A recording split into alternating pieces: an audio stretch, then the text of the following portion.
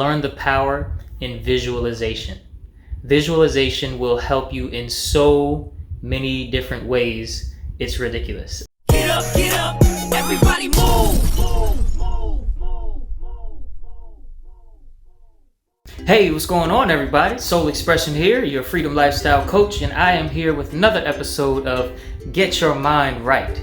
Now, when it comes to getting your mind right, there's a couple things that we want to keep in mind. One, that we learned in the last video, that all thoughts should be looked at through the lens of your vision.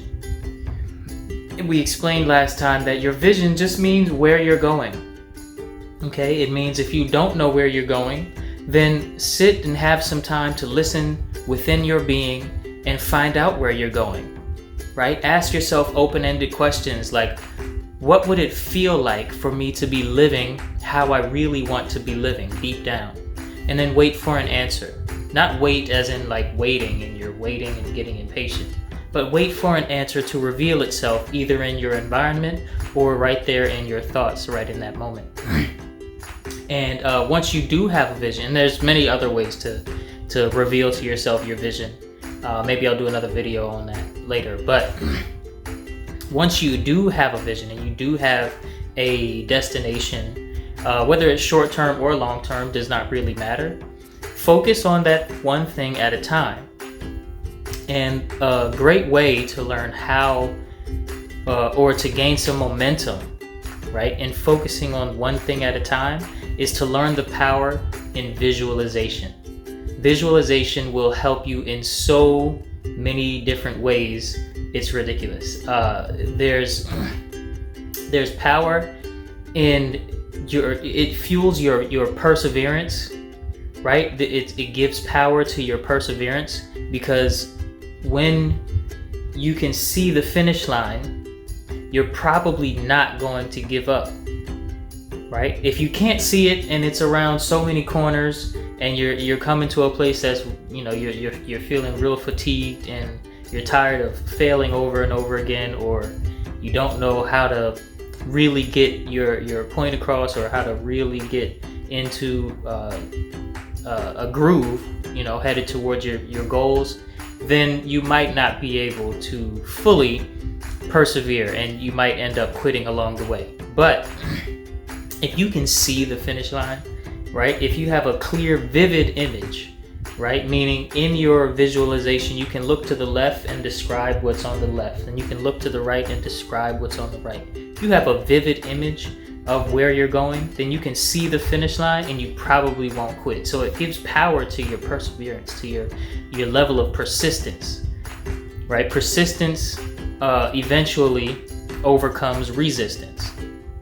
Okay, persistence overcomes resistance. That means no matter how many times life tries to make you fail, if you persist, eventually you will overcome life's resistance, which really is your own inner resistance showing up in 3D land, you could say, showing up in the world, in your environment.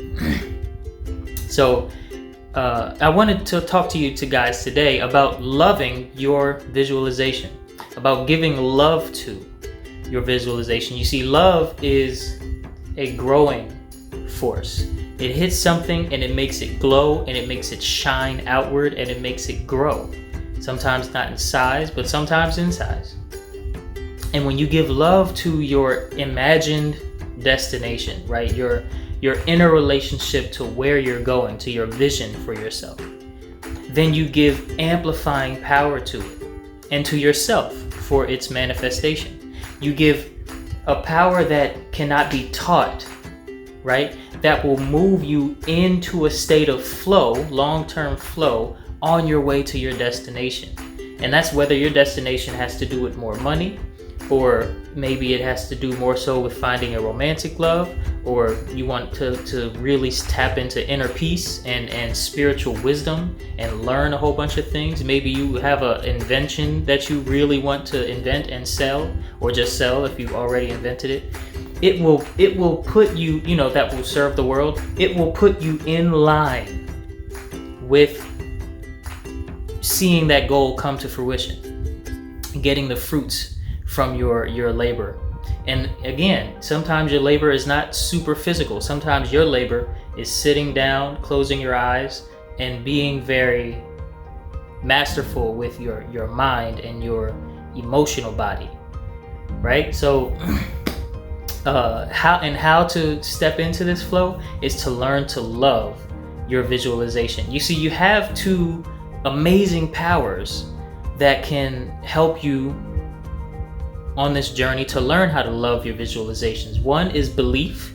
If you can invest, and you know what belief feels like, right? Somebody says 2 + 2 is 5, and you believe that 2 + 2 is 4, then you know what it feels like when your belief is being challenged, and you're not going to allow anything to take you away from that belief, and that's totally fine.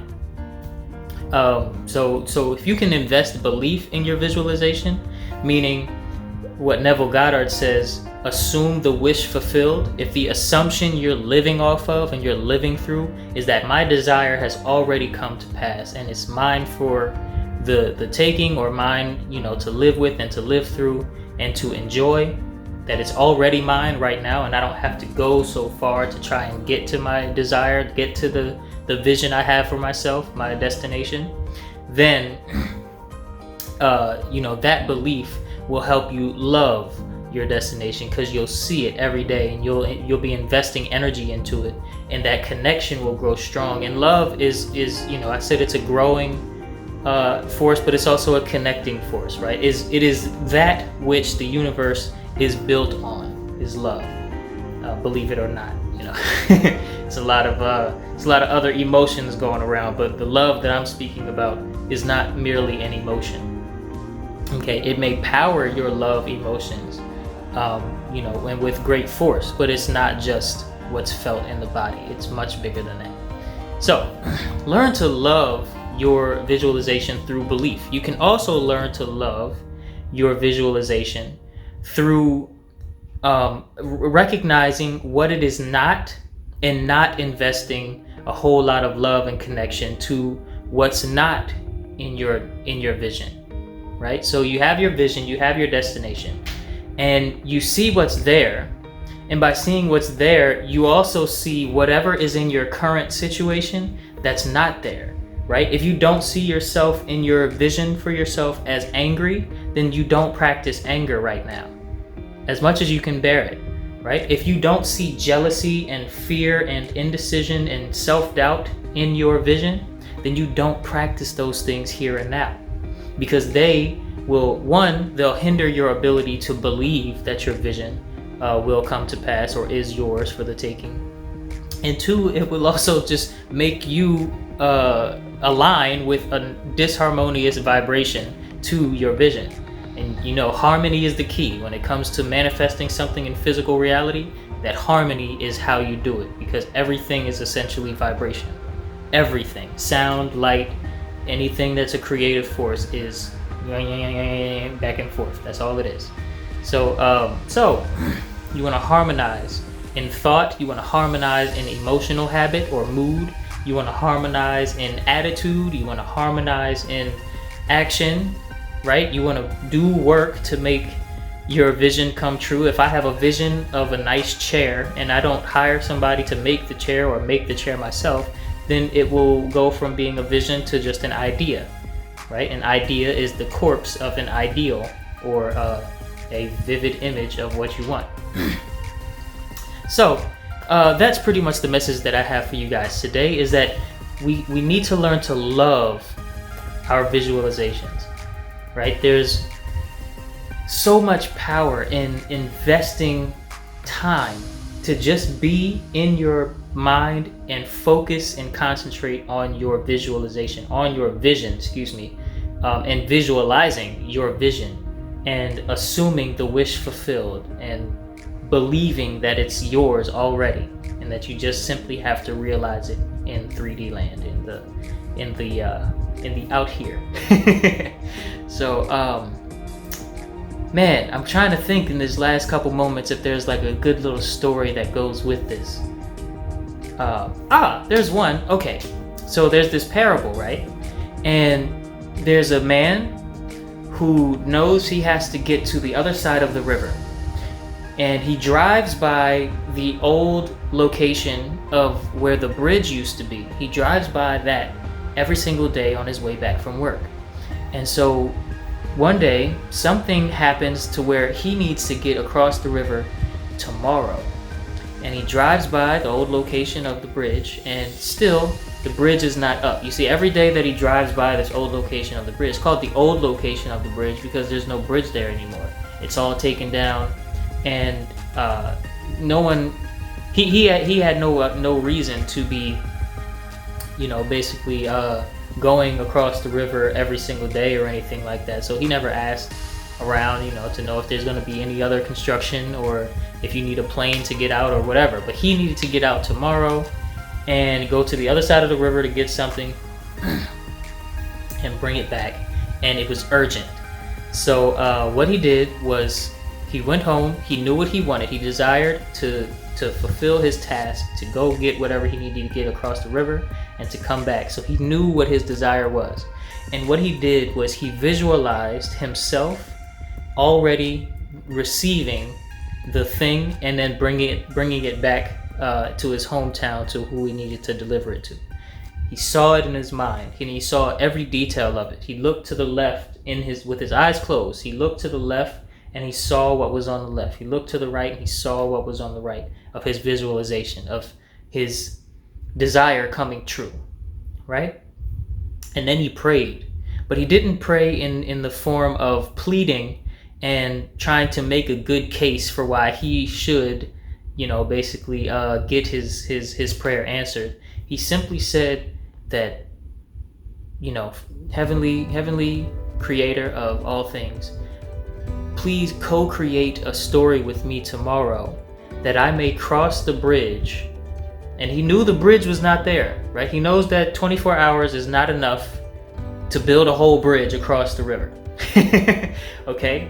But he said, please, Supreme Creator, co-create with me a story where I go across the bridge, I get these items, and I come back safely and deliver them. And then he moved from faith.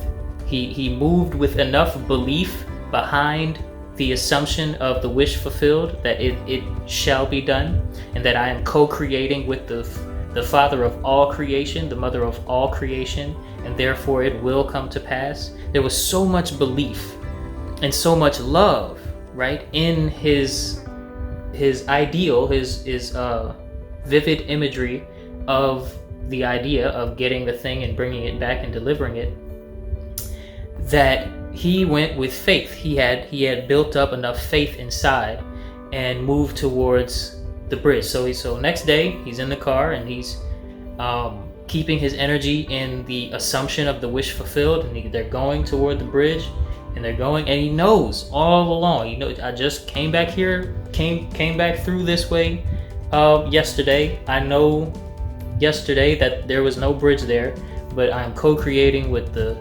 Supreme Being, and therefore I will get across the river. Going, and sooner or later he's very close to where the bridge is supposed to be. So far he looks and he still sees no bridge. And there's a moment where a couple thoughts surface, come to the surface of his mind that says, like, okay, is God gonna let me just drive off the cliff and that's gonna be the end of my story? What's gonna happen? Right? So a little fear creeped up, but he didn't let that stop him, slow him down, or anything like that. He kept on his journey, coming up toward the bridge. Right before anything crazy happened, he sees over to his right some people waving him in. And he goes towards the people that are waving him in, and they're like, hey, are you trying to get across the river? Yes, I am. Oh, okay, cool. We actually just opened this bridge yesterday. Yesterday we just opened this new bridge, and this will take you across the river. And so down and around there was another bridge, and he went across the river, got his item, and brought it back. Now, isn't that a great example of how, right, investing love and investing belief in your vision can have you, can basically make what you want happen for you, no matter what. They were working on this bridge for probably years before he actually needed the bridge, right? And it was on the day that he prayed that the bridge was completed, and then the next day he was able to use the bridge for his own means. So the supreme knowledge of the universe already contains within it everything that you will need along your journey. All you need to do is believe in yourself and believe in the great creation that includes yourself, right? That also includes more things than just your body and your consciousness.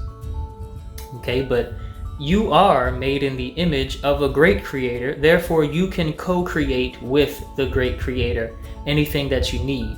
And if you really need it, then trust and believe it was already being created, probably before you were born. Peace and love, y'all.